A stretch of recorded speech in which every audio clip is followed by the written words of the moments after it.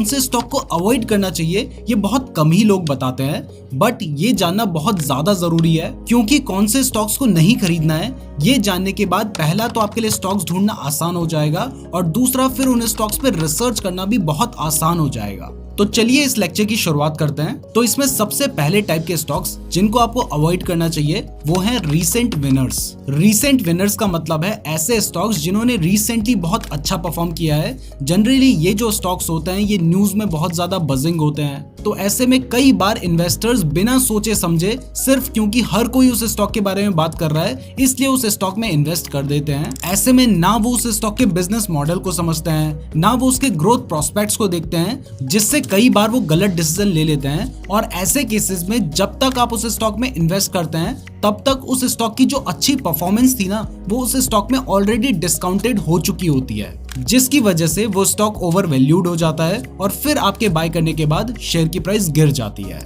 अब second type के stocks जिनको आपको अवॉइड करना चाहिए वो हैं रनर अप्स, यानी ऐसे स्टॉक्स जो किसी कैटेगरी में सेकंड या थर्ड नंबर पर आते हैं। जनरली हर सेक्टर में एक ना एक स्टॉक ऐसा जरूर होता है जो कि उस सेक्टर का मार्केट लीडर होता है और उसके पास ही उस सेक्टर का सबसे ज्यादा मार्केट शेयर होता है। बट जब आप उस स्टॉक को देखोगे तो आपको दिखाई देगा कि वो स्टॉक बहुत ही हाई पीई पे ट्रेड कर रहा होगा और वो आपको ओवर वैल्यूड नजर आ रहा होगा, जबकि जो सेम सेक्टर में सेकंड या थर्ड नंबर पर आने वाले स्टॉक्स हैं उनका वैल्यूएशन आपको काफी बेटर नजर आ रहा होगा। तो ऐसे केस में कई इन्वेस्टर्स जो मार्केट लीडर है उसको अवॉइड करके जो सेकंड या थर्ड नंबर का स्टॉक होता है उसमें इन्वेस्ट कर लेते हैं, जो कि एक गलत अप्रोच है। आपको सिर्फ इस बेसिस पर एक स्टॉक को रिजेक्ट नहीं करना चाहिए कि वो महंगा मिल रहा है या फिर हाई पीई पर ट्रेड कर रहा है, क्योंकि जो स्टॉक मार्केट लीडर है उसके पास कोई ना कोई कॉम्पिटिटिव एडवांटेज होने की वजह से ही वो मार्केट लीडर है और उस एडवांटेज की वजह से जो उस सेक्टर की ज्यादातर ग्रोथ है ना वो उस मार्केट लीडर कंपनी के पास ही जाती है। यानी आपको स्टॉक मार्केट में सस्ते स्टॉक्स नहीं बल्कि अच्छे स्टॉक्स में इन्वेस्ट करना है जो कि आपको लॉन्ग टर्म में वेल्थ जनरेट करके दे। इसका एक एग्जांपल आपको दूं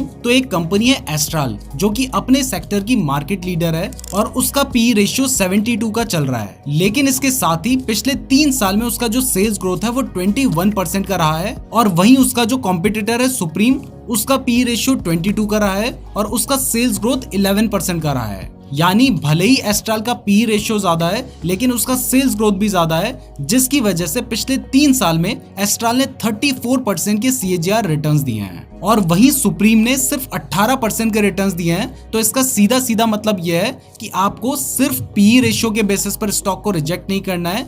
आपको अगर कोई कंपनी मार्केट लीडर है तो उसको पहले प्रेफरेंस देनी है और इसके साथ ही आपको यह भी देखना है कि कंपनी का सेल्स ग्रोथ बढ़ना चाहिए, क्योंकि जब कंपनी की सेल्स बढ़ेगी तभी उसका प्रॉफिट बढ़ेगा और जब कंपनी का प्रॉफिट बढ़ेगा और इससे शेयर की प्राइस भी बढ़ेगी। इसके बाद थर्ड टाइप के स्टॉक्स जिनको आपको अवॉइड करना चाहिए वो हैं ऐसे स्टॉक्स जिनकी प्राइस या तो बहुत तेजी से गिर रही हो या बहुत तेजी से बढ़ रही हो। और बहुत तेजी से बढ़ने वाले स्टॉक्स को फ्लाइंग बैलून्स भी कहा जाता है, यानी जब वो उड़ गए तो फिर आप उन्हें पकड़ नहीं पाएंगे। तो जनरली ऐसा देखा जाता है कि जब शेयर की प्राइस गिरती है ना तो बहुत सारे लोगों को लगता है कि यार शेयर सस्ता मिल रहा है इसको खरीद लेते हैं, लेकिन ऐसे केस में लॉस होने के चांसेस ज्यादा होते हैं। जो बहुत ज्यादा प्रोफेशनल हैं वो तो इससे प्रॉफिट कमा लेते हैं, लेकिन अगर आप एक बिगिनर हैं तो ऐसे केस में आपको सबसे पहले ये समझना चाहिए कि स्टॉक क्यों गिर रहा है। अगर आपको स्टॉक के गिरने का रीजन समझ आ रहा है और आपको लगता है कि वो जो रीजन है वो एक टेम्पररी रीजन है, तब आप स्टॉक के गिरने के बाद जब वो स्टॉक स्टेबल हो जाता है तब उसमें एंट्री ले सकते हैं,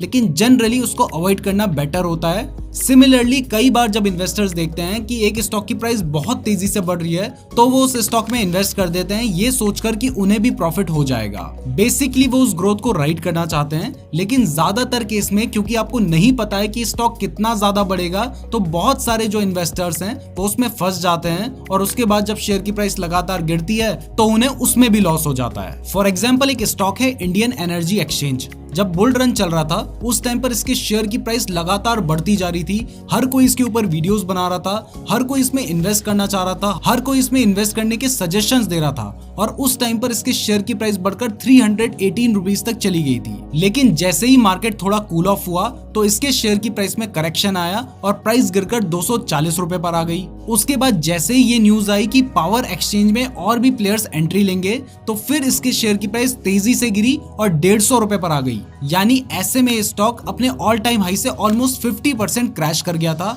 इसलिए दोस्तों जब तक आपको बहुत ज्यादा एक्सपीरियंस ना हो जाए तब तक फॉलिंग नाइफ्स या फ्लाइंग बैलून्स वाले स्टॉक्स को अवॉइड करना ही बेटर है। इसके बाद फोर्थ टाइप के स्टॉक्स जिनको भी आपको अवॉइड करना चाहिए वो है एक्सट्रीमली ओवर वैल्यूड स्टॉक्स, यानी ऐसे स्टॉक्स जो बहुत ज्यादा हाई पीई पर ट्रेड हो रहे हैं जिसकी वजह उनकी हाई ग्रोथ या मार्केट लीडर होना हो सकता है। अब आप कहेंगे कि थोड़ी देर पहले ही हमने आपको कहा था कि जो मार्केट लीडर स्टॉक्स हैं उनमें ही इन्वेस्ट करना चाहिए, तो अभी भी हम उस पॉइंट को मानते हैं, लेकिन यहाँ पर हम आपको कह रहे हैं कि अगर मार्केट लीडर स्टॉक बहुत ही ज्यादा ओवर वैल्यूड हो चुका है तो ऐसे केस में उसमें करेक्शंस होने के बहुत ज्यादा चांसेस होते हैं। तो अगर आप ऐसे टाइम पर उस स्टॉक में इन्वेस्ट करेंगे तो आपको नेगेटिव रिटर्न्स मिलने के चांसेस भी ज्यादा होंगे। फॉर एग्जांपल डीमार्ट का वैल्यूएशन एक टाइम पर 200 से भी ऊपर चला गया था। वैल्यूएशन का मतलब है कि उसका जो पीई था वो 200 से ऊपर चला गया था। तो उसके बाद फिर डीमार्ट में करेक्शन आया और उसका पीई 120 के आसपास आ गया था। यानी आपको स्टॉक में इन्वेस्ट करते वक्त उसके वैल्यूएशन पर भी पूरा ध्यान देना चाहिए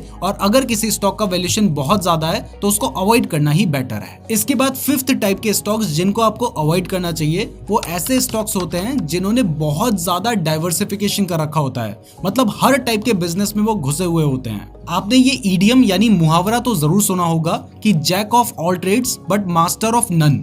तो स्टॉक मार्केट में भी कुछ ऐसी कंपनीज होती हैं जिन्होंने बहुत ज्यादा अनरिलेटेड डाइवर्सिफिकेशन कर रखा होता है। जैसे मान लो कोई आईटी सेक्टर की कंपनी है और वो ऑयल एंड गैस सेक्टर में भी घुस रही है, एफएमसीजी सेक्टर में भी घुस रही है, तो उसको आईटी सेक्टर का तो एक्सपीरियंस हो सकता है, लेकिन जब वो ऑयल एंड गैस सेक्टर में घुसेगी तो वहां पर क्योंकि वो एक कैपिटल इंटेंसिव सेक्टर है तो जरूरी नहीं है कि उसको उस सेक्टर में काम करने का एक्सपीरियंस है। तो ऐसे केस में ये एक बिल्कुल अनरिलेटेड डाइवर्सिफिकेशन है और इस टाइप की कंपनीज में ज्यादातर केसेस होते हैं कि वो आपकी वेल्थ को डिस्ट्रॉय कर देंगी। अगर कंपनी चल गई फिर तो बहुत ज्यादा प्रॉफिट कर देगी, लेकिन ज्यादातर केस में वो आपके पैसों को डिस्ट्रॉय ही करेगी। फॉर एग्जाम्पल आपने वीडियोकॉन कंपनी का नाम तो जरूर सुना होगा, जो कि एक कंज्यूमर इलेक्ट्रॉनिक्स कंपनी थी। वो कंपनी उस सेक्टर में बहुत अच्छा काम कर रही थी। इवन हमारा जो फर्स्ट टीवी था वो वीडियोकॉन का ही था, लेकिन वीडियोकॉन ने अपने ओरिजिनल बिजनेस के प्रॉफिट से ऑयल एंड गैस सेक्टर में एंट्री ली और क्योंकि उन्हें उस सेक्टर का कोई भी एक्सपीरियंस नहीं था इसलिए वहां पर वो अनसक्सेसफुल रहे, जिसकी वजह से कंपनी का डेट बहुत तेजी से बढ़ता चला गया और लास्ट में कंपनी बैंकरप्ट यानी दिवालिया हो गई। तो इसलिए ऐसी कंपनी जो कि अनरिलेटेड डाइवर्सिफिकेशन कर रही हो, यानी जिस सेक्टर में उसने कभी कोई काम नहीं किया उस सेक्टर में वो एंट्री लेने जा रही हो, तो यहाँ पर रिस्क बहुत ज्यादा बढ़ जाता है और ऐसी कंपनीज को एटलीस्ट इनिशियली अवॉइड करना ही बेटर रहता है। इसके बाद नेक्स्ट टाइप की कंपनी जिसको आपको अवॉइड करना चाहिए वो ऐसी कंपनीज हैं जिनकी मैनेजमेंट खराब होती है। इसके बारे में हमने काफी बार बात की है और मैं हर बार यही बोलता हूँ कि कंपनी चलती नहीं है, उसको चलाना पड़ता है और उसको चलाती है उसकी मैनेजमेंट। तो अगर कंपनी की मैनेजमेंट अच्छी नहीं होगी तो वो बिजनेस को सही तरीके से रन नहीं कर पाएगी, जिससे लास्ट में शेयर होल्डर्स का ही नुकसान होगा। तो इसलिए आपको खराब मैनेजमेंट वाली कंपनी से भी दूर रहना चाहिए। इसके बाद नेक्स्ट टाइप की कंपनी जिसको आपको अवॉइड करना चाहिए वो ऐसी कंपनीज हैं जो कि बहुत ही ज्यादा इनऑर्गेनिकली ग्रो कर रही हो। इनऑर्गेनिक ग्रोथ का मतलब है दूसरी अलग अलग कंपनीज को खरीदकर ग्रो होना और अपनी वैल्यूएशन को बढ़ाना। तो अगर कोई कंपनी बहुत ज्यादा कंपनीज को बार बार एक्वायर कर रही है तो ये एक रेड फ्लैग हो सकता है, क्योंकि अगर कोई कंपनी बहुत सारी अलग अलग कंपनीज को एक्वायर करेगी तो इसमें कुछ ऐसी कंपनीज भी होंगी जिससे इसका जो बिजनेस वर्टिकल है वो मैच नहीं करेगा और उससे अनरिलेटेड डाइवर्सिफिकेशन की प्रॉब्लम आएगी। दूसरा, अगर कोई कंपनी अलग अलग कंपनीज को एक्वायर कर रही है तो हर बार जरूरी नहीं है कि वो अपने प्रॉफिट से ही दूसरी कंपनीज को एक्वायर कर रही हो सकता है कि वो डेट लेकर दूसरी कंपनीज को एक्वायर कर रही हो। तो अगर कोई कंपनी ऐसा कंटिन्यूअसली करती रहती है तो इससे उसका डेट काफी ज्यादा बढ़ सकता है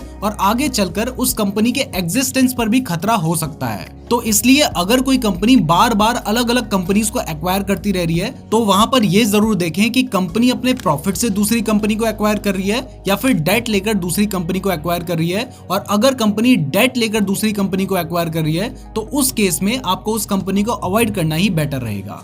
इसके बाद नेक्स्ट टाइप के स्टॉक्स जिनको आपको अवॉइड करना चाहिए वो हैं साइक्लिकल स्टॉक्स, यानी ऐसे स्टॉक्स जो कि कभी तो बहुत अच्छा परफॉर्म करते हैं लेकिन कभी बहुत खराब परफॉर्म करते हैं। बेसिकली स्टॉक मार्केट में कुछ ऐसे स्टॉक्स होते हैं जिनका बिजनेस साइकिल्स के थ्रू गुजरता है। मतलब ये बिजनेस 1-2 साल तो बहुत अच्छा परफॉर्म करते हैं लेकिन उसके बाद कई बार 3-4 साल तक बहुत खराब परफॉर्म करते हैं। अब क्योंकि रिटेल इन्वेस्टर्स के लिए साइकिल्स को प्रिडिक्ट करना आसान नहीं होता है, ये पता करना कि कब वो स्टॉक्स अच्छा परफॉर्म करना शुरू करेंगे ये बहुत ज्यादा मुश्किल होता है। इस वजह से ऐसे स्टॉक्स को अवॉइड करना ही बेटर है। स्पेशली ये बात हम बिगनर्स के लिए कह रहे हैं। साइक्लिकल सेक्टर में steel sector, oil and gas sector, mineral sector और रियल एस्टेट सेक्टर आते हैं। तो अनटिल एंड अनलेस जब तक आपको इन सेक्टर में बहुत ज्यादा एक्सपीरियंस ना हो तब तक इन्हें अवॉइड करना ही बेटर है। इसके बाद नेक्स्ट टाइप के स्टॉक्स जिनको आपको अवॉइड करना चाहिए वो ऐसे स्टॉक्स हैं जिनकी मैनेजमेंट बहुत ज्यादा शो ऑफ करती है।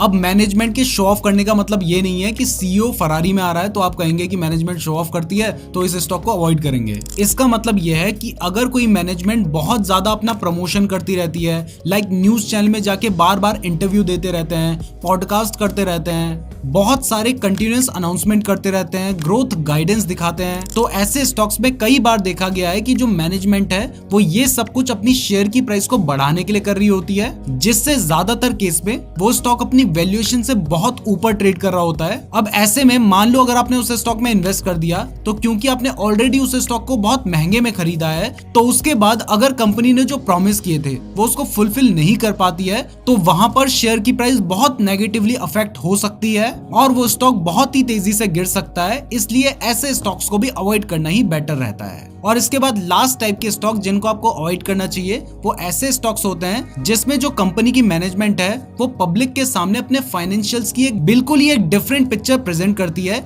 यानी वो दिखाती है कि उसके फाइनेंशियल्स बहुत अच्छे हैं जबकि रियलिटी इसकी जस्ट अपोजिट होती है। इस टाइप की टर्म को अकाउंटिंग में एक पॉपुलर टर्म दिया गया है जो कि है विंडो ड्रेसिंग। तो विंडो ड्रेसिंग करने के भी कई तरीके हैं जो कि हमने आपसे पहले भी डिस्कस किए हैं, जिसमें कंपनीज कई बार फेक सेल्स दिखा देती हैं लेकिन उन्होंने एक्चुअल में वो कैश रिसीव नहीं किया होता है। इसके अलावा कई बार कंपनीज अपने बुक्स ऑफ अकाउंट को फर्ज करती है या फिर कैश को मिसप्लेस करती है, जिससे इन्वेस्टर्स को कंपनी के अंदर का सच ना पता चले। सत्यम कंप्यूटर्स का एग्जांपल इसका एक बेस्ट एग्जांपल है, जहां पर प्रमोटर्स ने कंपनी के कैश से रियल एस्टेट खरीदा था और अकाउंट्स में हेराफेरी की थी और फिर जब 2008 में मार्केट क्रैश हुआ था तो तब जाके स्कैम बाहर आया था। तो इस टाइप की जो विंडो ड्रेसिंग है इसको समझने के लिए आपको कंपनी के कैश फ्लो स्टेटमेंट को अच्छे से पढ़ना चाहिए। इसके साथ ही आपको कंपनी की एनुअल रिपोर्ट पर भी पूरा ध्यान देना चाहिए। तो यही कुछ टाइप के स्टॉक्स होते हैं जिनको आपको अवॉइड करना चाहिए। तो इस लेक्चर के लिए बस इतना ही। अब मिलते हैं नेक्स्ट लेक्चर में।